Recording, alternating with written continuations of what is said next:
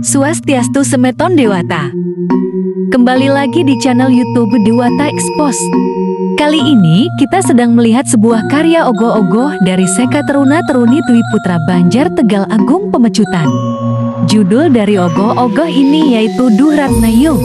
Ogoh-ogoh ini memiliki makna yang menarik menurut sumber yang Mimin rangkum dari Instagram Gungusadi Tegal, yaitu pada momen saat ini masih sangat banyak anggapan yang rendah terhadap derajat seorang wanita. Bagaikan seorang penguasa yang memiliki begitu banyak kekayaan terhadap harta, dia dengan seenaknya mempermainkan banyak wanita.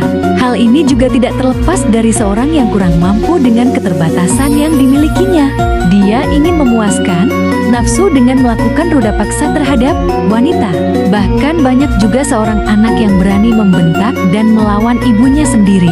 Fenomena ini sangat memprihatinkan dan menjadi masalah sosial. Disinilah peran dari seorang penyair mencatat kejadian-kejadian yang menurutnya perlu dibenahi dan akan dikemas dengan sajian edukasi tersurat dalam kitab Fatihah Airfi Afida. Di mana kehormatan perempuan dilindungi, maka bangsa itu akan selamat dan terjamin, dan seorang perempuan yang tidak dihormati dapat meruntuhkan bangsa itu.